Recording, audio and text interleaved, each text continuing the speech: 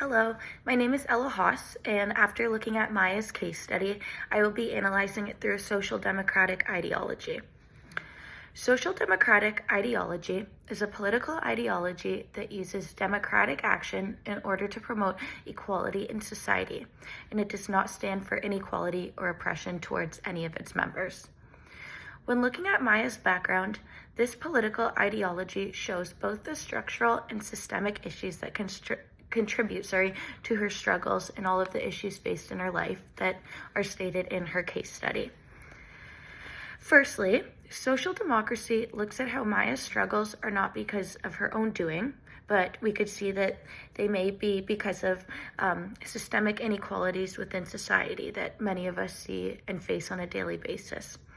Because of inflation and the rising costs of living, as well as costs for childcare, social democratic ideology would argue that the economy needs to be better regulated in order to reduce inequality and help support the vulnerable members of society, along with anyone who needs it, who may not be considered vulnerable, just people facing these issues and could use this help from social workers or people above them.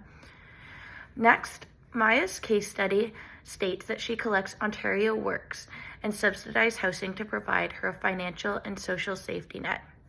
In Maya's case, the social democratic theory would support the fact that these programs need improvement. Some of these improvements being increasing the social assistance rates to make them more realistic and livable, widening and improving mental health services offered and making them much more accessible, and creating more access to subsidized childcare. When we look at Maya's job, this job is a display of precarious employment. And when I say that, I mean it's a standard form of employment that is not providing her with any or enough security, stability, or the ability to support her household and family, meaning her and her children. In relation to social democratic ideology, this is not right to a member of society. Because social democracy supports strong labor rights, a realistic living wage, and better protection for low-income workers, a lot of changes would need to be made regarding the function of Maya's employment for her to have a more sustainable career option to provide for her and her children.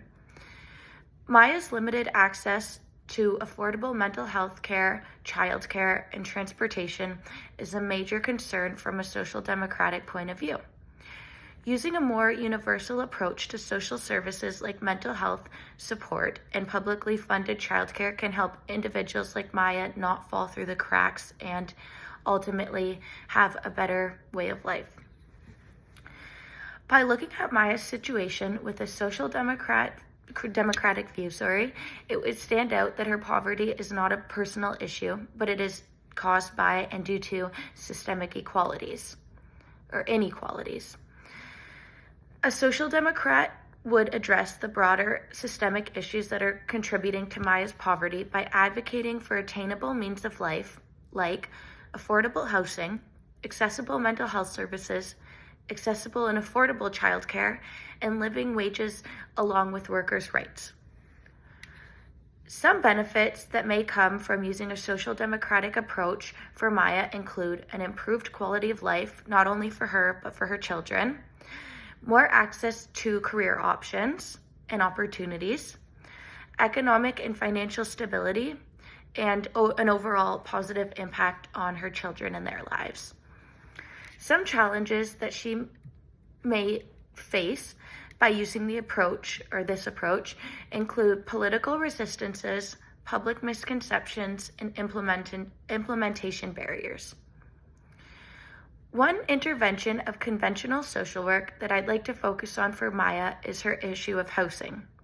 As mentioned, Maya lives in a subsidized apartment which provides some financial relief, but not fully enough to relieve her of all of her challenges. Ways that a social worker can help include assisting with access to housing services. In this case, a social worker would help Maya navigate the social service system to make sure she is receiving all of her available benefits that she has access to but may not know about. This could mean helping her access subsidized housing and housing assistance programs to get her affordable housing that also fits the needs of her and her children. As well, referring Maya to community organizations is just another helpful method to provide financial assistance, help with the costs of rent, and direct her to support for providing financial assistance. Lastly, case management is just another way a social worker can step in to help Maya in this situation. The social worker in this case can advocate for the most ideal living conditions for Maya or help her to transfer to a different subsidized apartment if her current one does not suffice. I also want to point out that a social worker in this case can help Maya and direct her to support systems that help many other women in the same situation.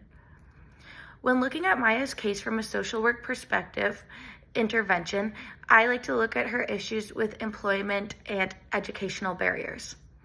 Maya states, and we see this in the case study, that she has dreams of furthering her education to get a better job, but faces systemic barriers like lack of affordable childcare, the high costs of education, and a limited openness and availability of well-paying jobs. These barriers are deeply rooted from the broader economic and social structures that play into inequality in society.